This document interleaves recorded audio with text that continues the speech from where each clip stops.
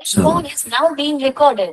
So ఈ series మొత్తం complete గా మనం హృదయాలను దేవుడికి సమర్పించుకోవాలి. ఈ సిరీస్ అయిపోయేలోపు అంత ఈజీ కాదు మన హృదయంలో దేవుడికి స్థానం ఇవ్వడం. అంటాం, నా హృదయంలో దేవుడు ఉన్నాడా? నిజంగా దేవుడు ఉన్నాడా అనేదే ప్రశ్న. సో హృదయపూర్వకంగా మనపూర్వకంగా దేవుణ్ణి వెంబడిద్దాము. సో మన హృదయాన్ని దేవునికి అర్పిద్దాము. సో అదే మన దగ్గర నుంచి దేవుడు కోరుకునేది. సో నువ్వు ఒక 100 కోట్ల ఆఫరింగ్ ఇచ్చావు, కానీ నీ హృదయంలో యేసయ్య లేడు, వృధా అది. సో నువ్వు ఎంత సేవ చేస్తున్నావు కూడా నీ హృదయంలో యేసయ్య లేడు, అది వృధా. నువ్వెంతగా మందిరానికి వెళ్తున్నా, ఎంతగా నువ్వు కానుకలు వేస్తున్నా, లేకపోతే ఎంతగా నువ్వు ఆరాధిస్తున్నా, హృదయపూర్వకంగా చేసుకోకపోతే అది వృధా. ఎందుకంటే దేవుడు మన హృదయాలను పరిశీలించే దేవుడు, మన హృదయాలను పరీక్షించే దేవుడు. సో మన హృదయాలను బట్టే ఆయన డిసిషన్ తీసుకుంటాడు. అర్థమవుతుందా అండి? సో మన హృదయాలన్నీ ఆయన ముందు తేటగా కనపడతాయట. ఆయనను మనం బ్లఫ్ చేయలేము. నీ నోటి మాటలతో నువ్వు యేసయ్య నిన్ను ప్రేమిస్తున్నా అంటున్నావు, కానీ దేవుడు ఆ దానిని తీసుకోడు. నీ హృదయంలో ఎంత ప్రేమ ఉన్నదన్నదే ముఖ్యము. అందుకే యేసయ్య జెన్యున్ బిలీవర్ కోసం చూస్తున్నాడు. సో అంటే అందరినీ వదులుకుంటాడని కాదు, మనందరినీ కూడా జెన్యున్ బిలీవర్ గా మార్చుకుంటాడు. ఏ ఒక్క ఆత్మను కూడా ఆయన నశించేలాగా చేయడు. ఆయన చేసేదల్లా హృదయపూర్వకంగా నన్ను ఆరాధించండి, మీ హృదయాన్ని నాకు అర్పించండి అంటున్నాడు. సో ఇది దేవుడు మన దగ్గర నుంచి కోరుకునేది. మీ హృదయంలో స్థానాన్ని నాకు ఇవ్వండి అంటున్నాడు. నా కోసం మీరు ఏది చేసినా కూడా హృదయపూర్వకంగా నా ఆజ్ఞలను, శాసనాలను, నా కట్టడాలను మీరు అంగీకరించండి, వాటిని పాటించండి, వాటిని మీరు ముందరికి తీసుకొని వెళ్ళండి, 10 మందికి పంచండి, ఏది చేసినా హృదయపూర్వకంగా చేయండి అని అంటాడు దేవుడు. సో సో దేవుడు మనల్ని హృదయపూర్వకంగా ప్రేమించాడు, అలాగే మనం కూడా దేవునికి హృదయపూర్వకంగా ప్రేమించాలి.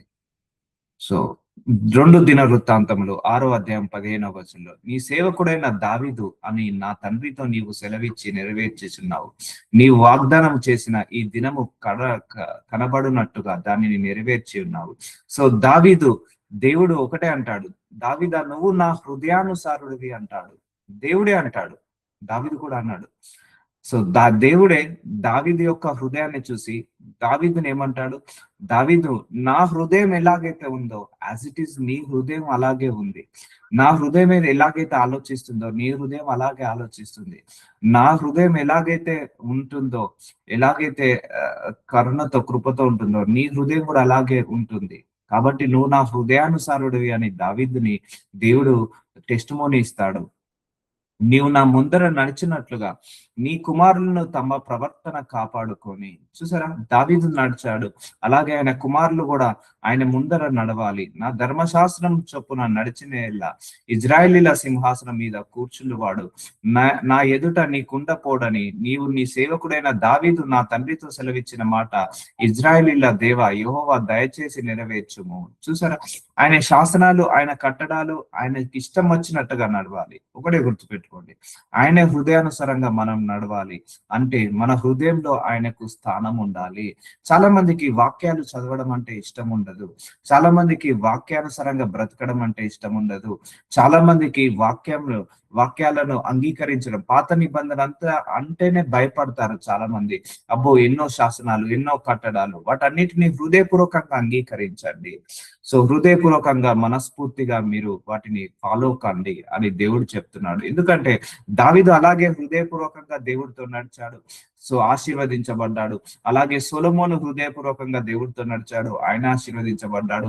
ఆయన ఏమన్నాడంటే, తరతరాల వరకు మీరు అందరూ నా ముందు నా ధర్మశాస్త్రం చొప్పున నడవండి, మీ సింహాసనాన్ని ఎవరికి ఇవ్వను, మీ కుటుంబాలకే ఇస్తాను అంటాడు. ఈరోజు మనము మన కుటుంబాలు, మన యొక్క నెక్స్ట్ జనరేషన్స్ ఆశీర్వదించబడాలంటే మనందరము దేవుడి మార్గంలో నడవాలి, హృదయపూర్వకంగా ఆయనను అనుసరించాలి, హృదయపూర్వకంగా ఆయనను వెంబడించాలి. మనము మాత్రమే కాదు, మన పిల్లలు, వాళ్ళ పిల్లలు, మన తరతరాలు కూడా. అప్పుడే మన తరతరాలు కూడా ఆశీర్వదించబడాలంటే ఏ ఒక్క జనరేషన్ కూడా యేసయ్య నుంచి తప్పిపోవడానికి, తొలగిపోవడానికి వీలు లేదు.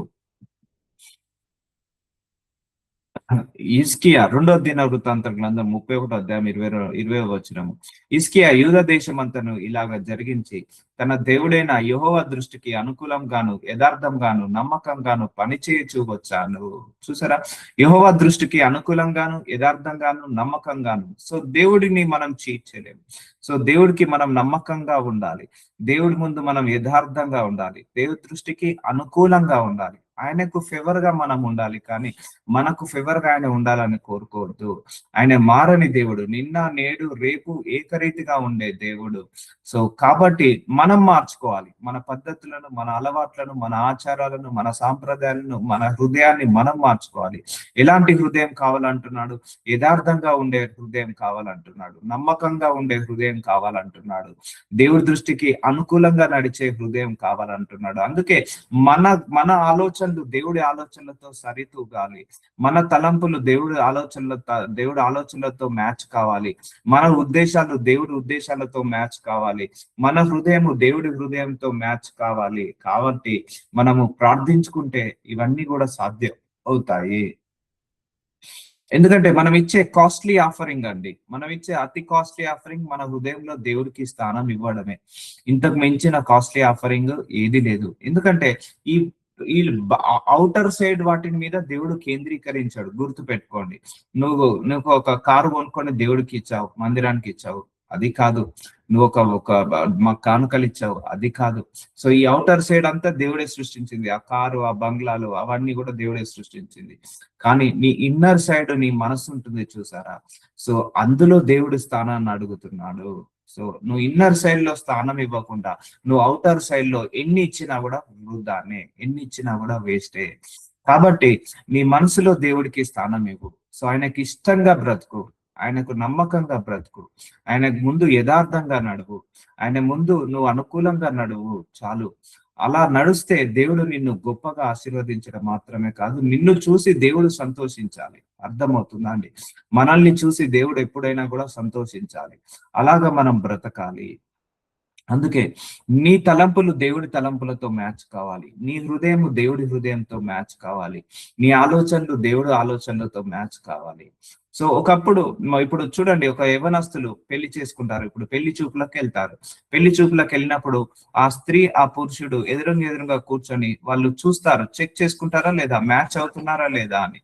సో వాళ్ళ మనసులు మ్యాచ్ అవుతున్నాయా లేదా, వాళ్ళ హైట్ మ్యాచ్ అవుతుందా లేదా, వాళ్ళ క్వాలిఫికేషన్ మ్యాచ్ అవుతుందా లేదా, వాళ్ళ యొక్క ఎడ్యుకేషన్ మ్యాచ్ అవుతుందా లేదా చూసిన తర్వాత పెళ్లి చేసుకుంటారు. పెళ్లి చేసుకున్న తర్వాత కూడా మళ్ళా మార్చుకుంటారు, నేను నా భర్తకు మ్యాచ్ అవుతున్నానా లేదా, ఆ భర్త కూడా నా భార్యకు మ్యాచ్ అవుతుందా లేదా.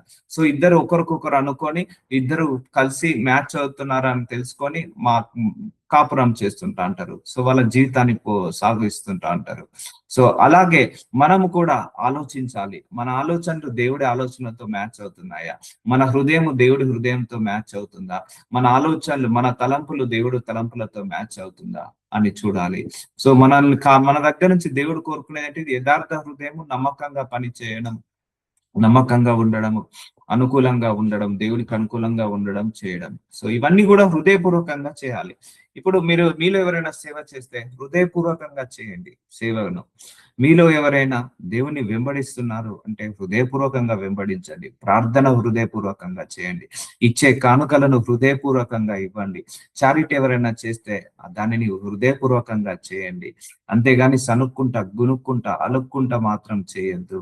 సో అది దేవుడికి ముట్టదు. సో అన్నాడు హేబేలు అర్పణ, కయ్యూని అర్పణ, ఇద్దరు అర్పణలలో దేవుడు హేబేలు అర్పణనే అంగీకరించాడు. ఎందుకంటే కయ్యూను అర్పణ దేవుడి ముందు సరైన హృదయముగా లేదు అర్పించే సమయంలో. కాబట్టి మన హృదయం దేవుడి ముందు సరైనప్పుడు నువ్వు ఇచ్చే అర్పణలను దేవుడు అంగీకరిస్తాడు. మన హృదయం దేవుడి ముందు సరైనప్పుడు నువ్వు ఇచ్చే ప్రార్థనలను కూడా, ఆరాధనలు, స్తుతులను కూడా అంగీకరిస్తాడు. అందుకే రాను కాలక్రమేణా ఏమవుతుందంటే దేవుణ్ణి హృదయానుసారంగా ప్రేమించే వాళ్ళు, హృదయానుసారంగా వెంబడించే వాళ్ళు, హృదయానుసారంగా నడిచే వాళ్ళు తక్కువ అవుతున్నారు, తగ్గిపోతున్నారు. ఒకప్పుడు ఉన్నప్పుడుగా లేరు, ఇప్పుడు తగ్గిపోతున్నారు. ప్యాషన్ లాగా అయిపోయింది, ఏదో ట్రెడిషన్ లాగా అయిపోయింది. సో మందిరానికి కూడా ఏదో అటెండెన్స్ లాగా వెళ్ళాలి. నో, అలా కాదు. హోల్ హార్టెడ్ గా ఆరాధించాలి, హోల్ హార్టెడ్ గా ప్రేస్ చేయాలి, హోల్ హార్టెడ్ గా వాక్యాన్ని వినాలి, హోల్ హార్టెడ్ గా వాక్యాన్ని అంగీకరించాలి, హోల్ హార్టెడ్ గా కానుకలు వేయాలి. సో ఏది ఇచ్చినా దేవుడికి హృదయపూర్వకంగా ఇవ్వాలి, హోల్ హార్టెడ్ గా ఇవ్వాలి. సో అప్పుడు దేవుడికి అది అందుతుంది. తన ఆ 2 దినవృత్తాంతముల గ్రంథం 31వ అధ్యాయం 21వ వచనము, తన దేవుని ఆశ్రయించుటకై దేవుని మందిర సేవ విషయమందేమి, ధర్మశాస్త్ర విషయమందేమి, ధర్మశాస్త్ర విషయమందేమి, ధర్మమంతటి విషయమందేమి, తాను ఆరంభించిన ప్రతి పని అతడు హృదయపూర్వకంగా జరిగించి వర్ధిల్లెను. చూసారా అండి? సో హృదయపూర్వకంగా జరిగించి వర్ధిల్లెను. సో నువ్వు ధర్మశాస్త్ర విషయం, సో నువ్వు బైబిల్ కూడా చదువుకో, ఆ ధర్మశాస్త్రంలో ఉన్న ఆజ్ఞలన్నీ కూడా నువ్వు హృదయపూర్వకంగా అంగీకరించు. ధర్మం అంతటి విషయంలో నువ్వు ఏదైనా ధర్మము చేసినా, ఏదైనా న్యాయం చేసినా హృదయపూర్వకంగా చేయి. సో నువ్వు ఏ పని చేసినా కూడా హృదయపూర్వకంగా చేయి. దేవుడి పని హృదయపూర్వకంగా చేయండి. సో హృదయపూర్వకంగా చేసిన వాళ్ళను దేవుడు వర్ధిల్ల చేస్తాడు. సో ఏది చేసినా హృదయపూర్వకంగా చేయాలి దేవుడికి. సో దాంట్లో ఆశీర్వాదం ఉంది, ఆశీర్వాదం ఉంది. హృదయపూర్వకంగా చేయాలంటే మన హృదయాలు దేవుడి వైపుకు తిప్పబడాలి, మన హృదయంలో దేవుడికి స్థానం ఉండాలి. అప్పుడే నువ్వు హృదయపూర్వకంగా చేయగలుగుతావు. అండ్ మనుషులతో రిలేషన్ కూడా ఫేక్ గా ఉండకండి. ఫేక్ ఈజ్ ఆల్వేస్ ఫేక్ అండి. సో మనం ఎవరితోటైనా ఫేక్ రిలేషన్ ఉన్నా దేవుడికి తెలిసిపోతుంది. మీ భర్తతో ఫేక్ గా ఉండకండి, మీ భార్యతో ఫేక్ గా ఉండకండి, మీ పిల్లలతో, మీ తల్లిదండ్రులతో ఫేక్ గా ఉండకండి. సో జెన్యున్ గా ఉండండి. అందరూ కూడా genuine relation is very very important. Honest relation is very very important. ముందు ఒకలాగా వెనకాల ఒకలాగా ఉండకండి, లోపల ఒకలాగా బయట ఒకలాగా ఉండకండి. అది అన్న తమ్ములతోటైనా అక్క చెల్లెళ్ళతోటైనా సో ఒకే విధంగా ఉండండి. సో ఈ రోజులలో అలాంటి మనుషులు లేరు. యాక్చువల్ గా ముందు ఒకలాగా వెనకాల ఒకలాగా ఉంటున్నారు. అలాంటి ప్రవర్తన దేవుడికి నచ్చదు ఎప్పుడైనా కూడా. సో మీ మేనేజర్ ని కూడా మీ వెనకాల కూడా తిట్టుకోవద్దు, ఆనర్ చేయండి.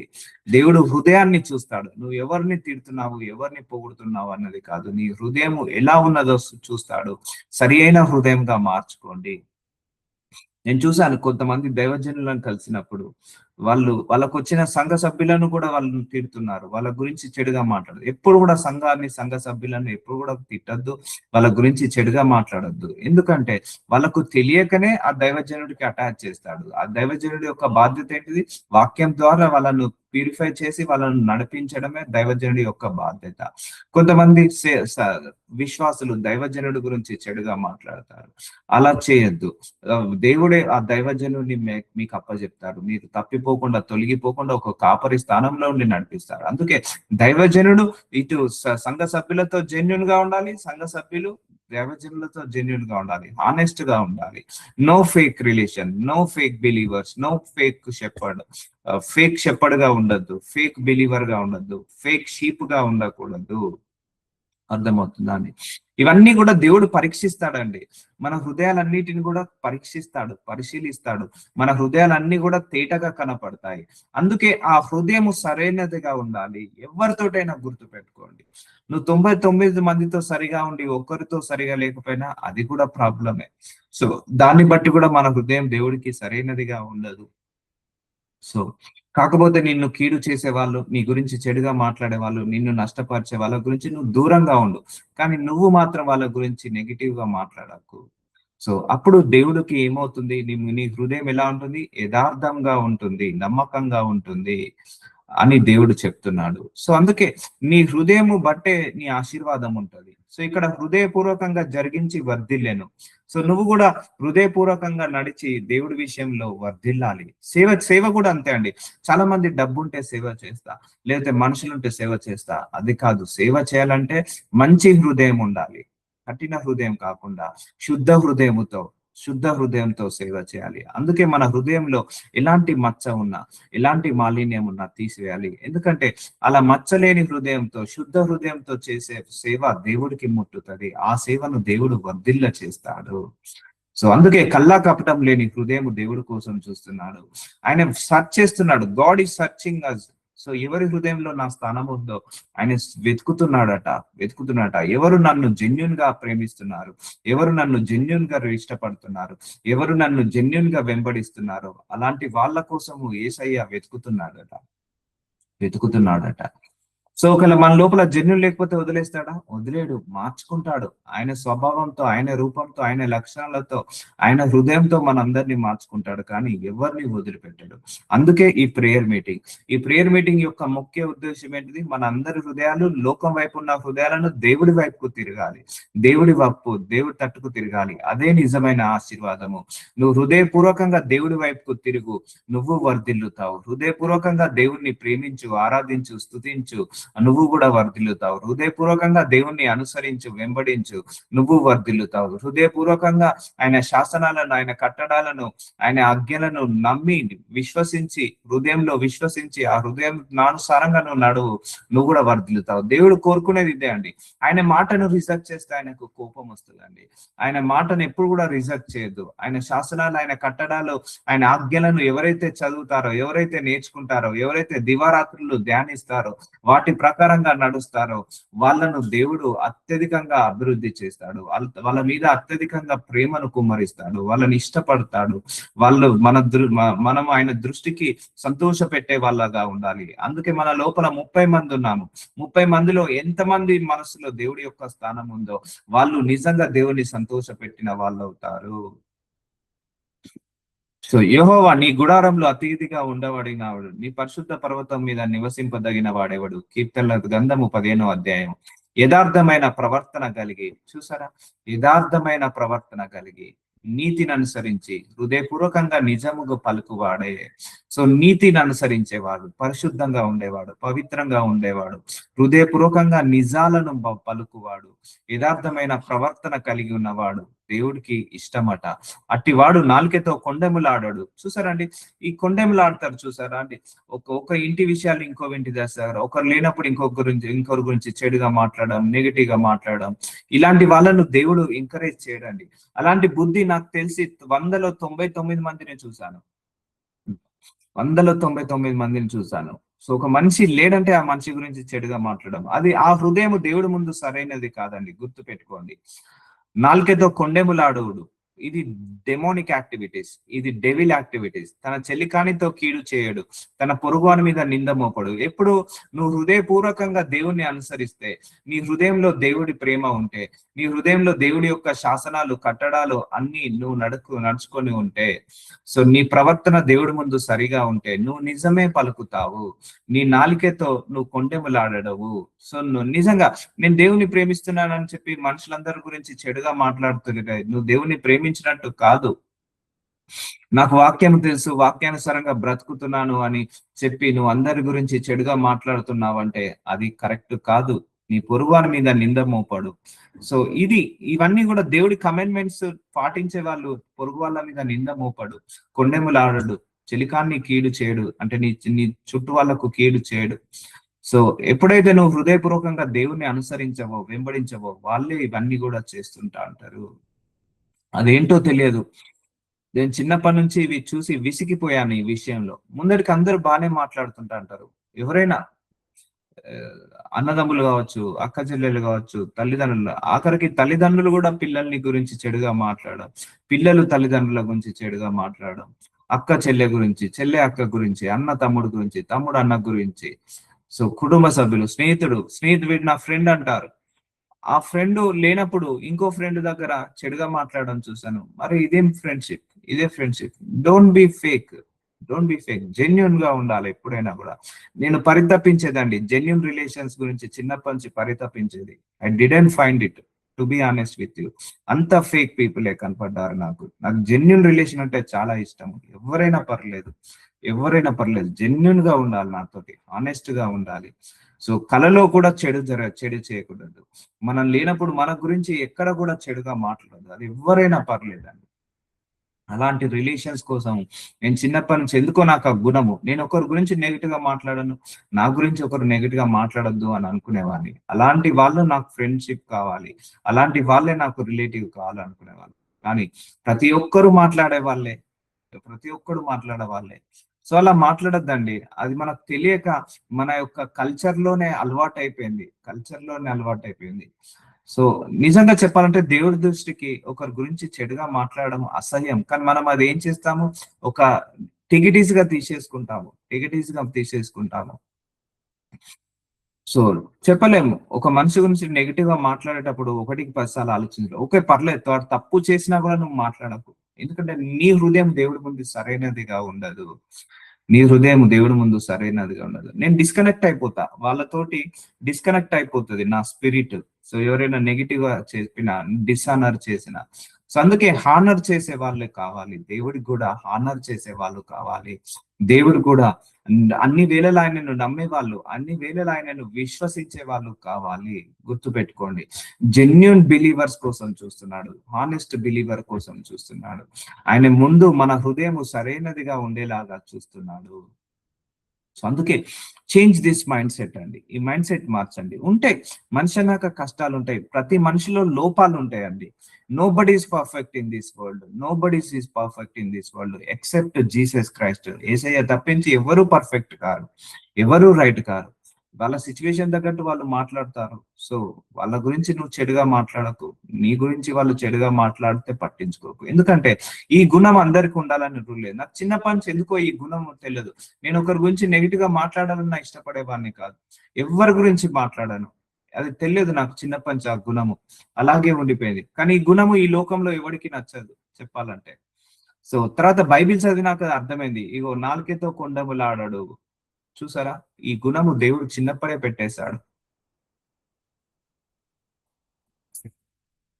అతడి దృష్టికి నీచుడు అసహ్యుడు, అతడు యెహోవాయందు భయభక్తులు గల వారిని సన్మానించును, అతడి ప్రమాణము చేయనట్టు నష్టము కలిగినను మాట తప్పడు. సో ఎలాంటి వాళ్ళు? దేవుని హృదయపూర్వకంగా అనుసరించే వాళ్ళట, యథార్థంగా ఉంటారట, వాళ్ళు ఎవరి గురించి చెడుగా మాట్లాడారట, ఒకరికి నష్టం చేయరట, ఒకరికి కీడు చేయరట అని అంటాడు. యోసేపు అండి, ఆయన అంత చేసినా కూడా తన అన్నదమ్ముల గురించి ఎక్కడ చెడుగా మాట్లాడలేదు, తన తల్లి గురించి తండ్రి గురించి చెడుగా ఎప్పుడు మాట్లాడలేదు. సో అలాంటి యోసేపు అందుకే ఆశ. అందుకే మీరు అనొచ్చు, బ్రదర్ వాళ్ళు నా గురించి చెడుగా మాట్లాడుతున్నారు కదా, అందుకే వాళ్ళ ఆశీర్వాదం అక్కడే ఆగిపోతుంది. వాళ్ళు మాట్లాడుతున్నారని నువ్వు మాట్లాడితే నీ ఆశీర్వాదం ఆగిపోతుంది.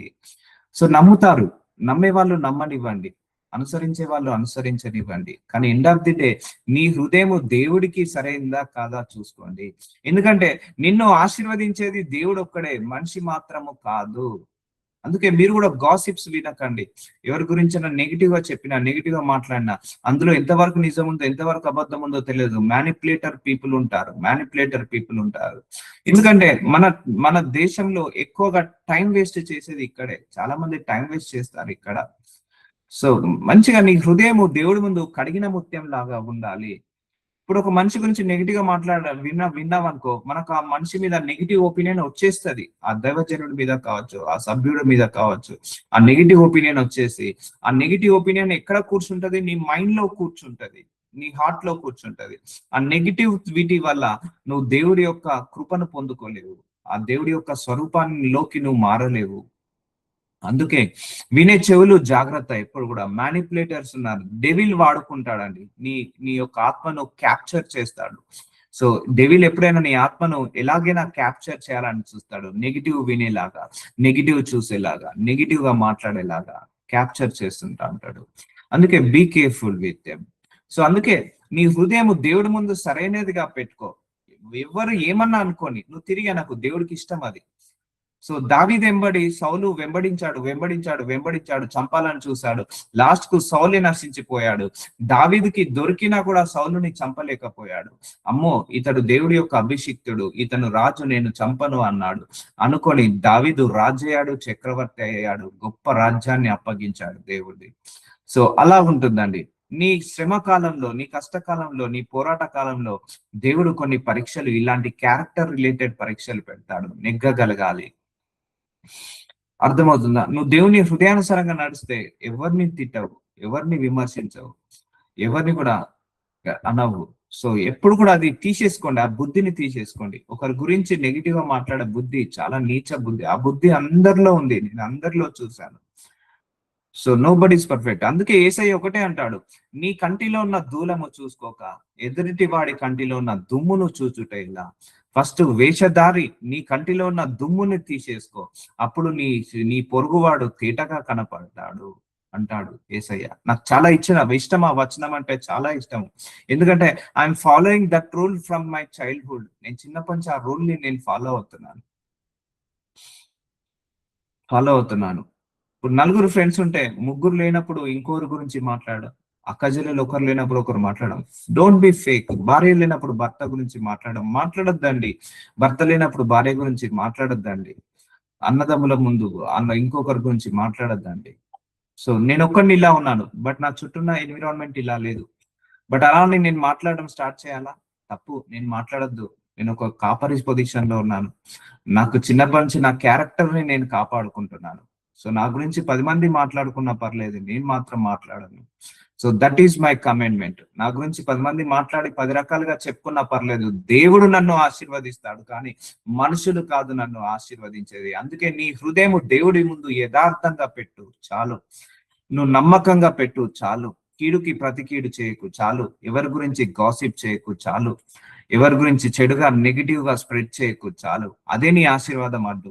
నేను వాటన్నిటిని చేయకుండా ఆపుకుంటున్నాను, నేను ఆశీర్వాదంలో ఎదుగుతున్నాను. సో అది చేసుకున్న వాళ్ళు ఆశీర్వాదాన్ని అడ్డుకుంటారు. సో అర్థమవుతుందా అండి?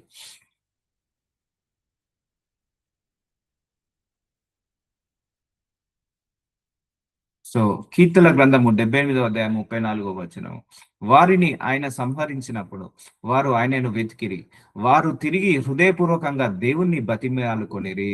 చూసారా? హృదయపూర్వకంగా దేవుణ్ణి బతిమిలాడుకోవాలి. హృదయపూర్వకంగా దేవుడి వైపుకు తిరగాలి.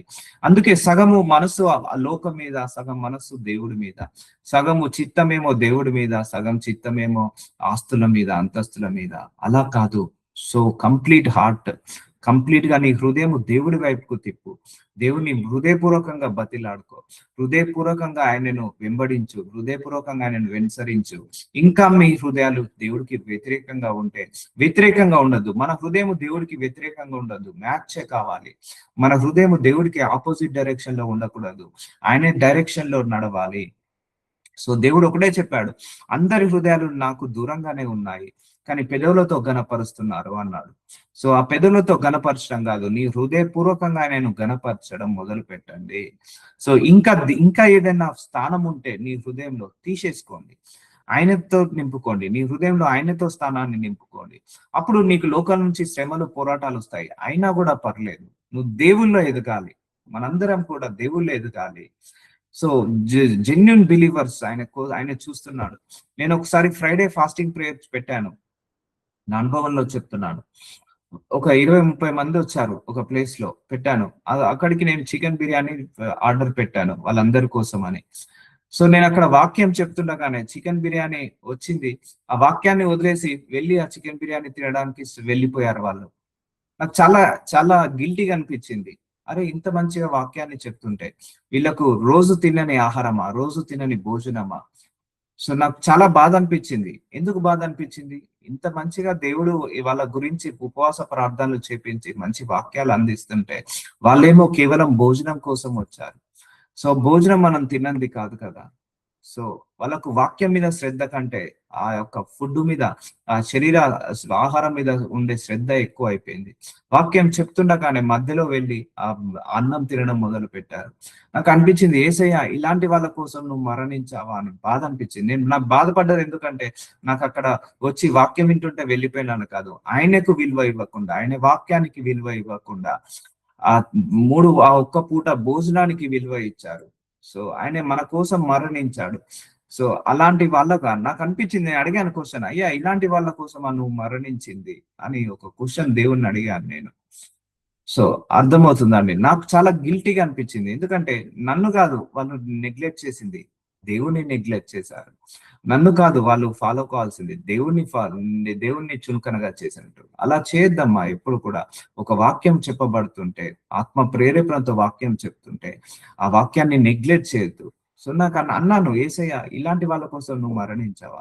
ఆయనేమో జెన్యున్ గా చూస్తే వీళ్ళేమో ఒక పూట భోజనం కోసము వాక్యం వినడానికి వచ్చారు. సో అలా ఉండొద్దు, ఎప్పుడు కూడా అలా ఉండొద్దు.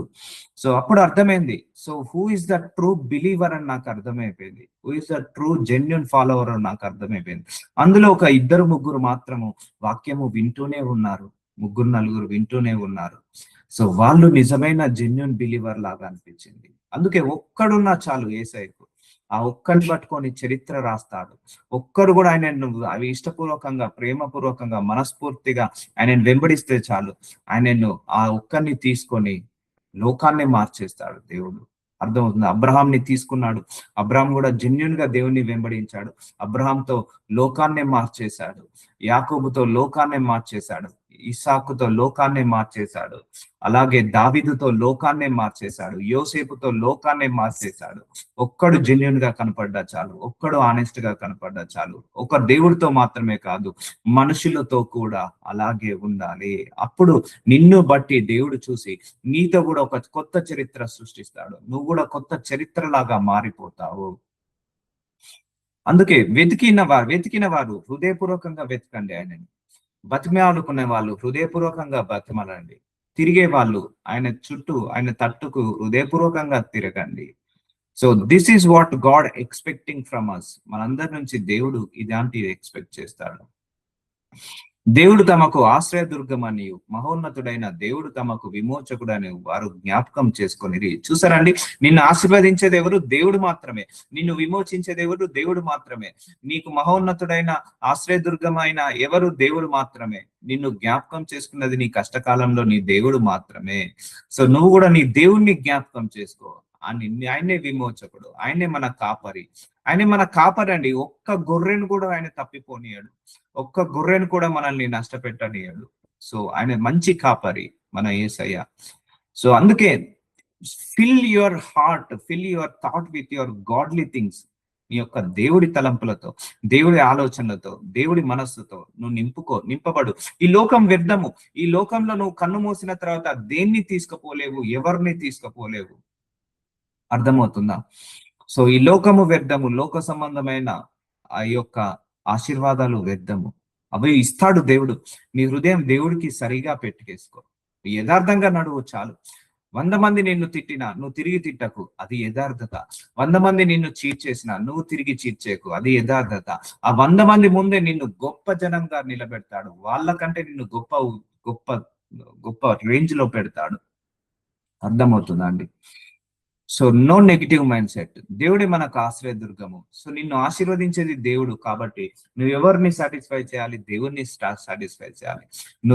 నిన్ను బ్లెస్ చేసేది, నిన్ను విమోచించేది ఎవరు? దేవుడు కాబట్టి దేవుడి ముందు నువ్వు సరిగా ఉండాలి. అందుకే నువ్వు దేవుడికి స్థానం ఇవ్వకుండా వేరే వాళ్ళకు స్థానం ఇచ్చిన, నీ దేవుడికి స్థానం ఇవ్వకుండా దేని మీద స్థానం ఇచ్చిన వ్యర్థము. ఆయన కోరుకున్నది ఒక్కటే, జెన్యున్ గా నీ హృదయంలో స్థానం ఇవ్వు అంటున్నాడు. నీ ఇన్నర్ సైడ్ లో ప్లేస్ ఇవ్వమంటున్నాడు. నీ అవుటర్ సైడ్ డబ్బుని ఆయన ఎక్స్పెక్ట్ చేయట్లేదు, నీ బంగ్లాలను ఎక్స్పెక్ట్ చేయట్లేదు, నీ కార్లను ఎక్స్పెక్ట్ చేయట్లేదు. నీ మంచి హృదయాన్ని ఆయన ఎక్స్పెక్ట్ చేస్తున్నాడు. నీ యొక్క యథార్థ హృదయాన్ని ఆయన ఎక్స్పెక్ట్ చేస్తున్నాడు. అందుకే hour God is different God. మన దేవుడు నిజమైన దేవుడు, అంటే ఎవరికి అర్థం కాని దేవుడు. సో ఎవరైనా కోరుకుంటారా అండి హృదయంలో స్థానం ఇస్తే సరిపోతుందని? మన దేవుడు కోరుకుంటాడు. అందుకే యవనస్తులు ప్రేమించుకుంటే కూడా జెన్యున్ గా ప్రేమించుకోవాలి, హానెస్ట్ గా ప్రేమించుకోవాలి. సో భార్య భర్తలు కూడా హానెస్ట్ గా ఉండాలి. తల్లిదండ్రులు పిల్లలతో హానెస్ట్ గా ఉండాలి. పిల్లలు తల్లిదండ్రులతో హానెస్ట్ గా ఉండాలి. సో అక్క చెల్లెతో హానెస్ట్ గా ఉండాలి. చెల్లె అక్కతో హానెస్ట్ గా ఉండాలి. సో లేదంటే దూరంగా ఉండండి, పర్లేదు, దేవుడు ఏమనుకోడు. సో నువ్వు దేవుడి ముందు హానెస్ట్ గా ఉండు చాలు. మిగిలిన అన్ని ఆయన్ని చక్క పెట్టుకుంటాడు.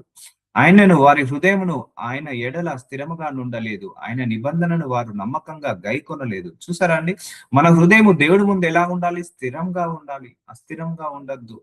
కష్టాలు వచ్చినప్పుడు ఒకలాగా, బాధలు వచ్చినప్పుడు ఒకలాగా.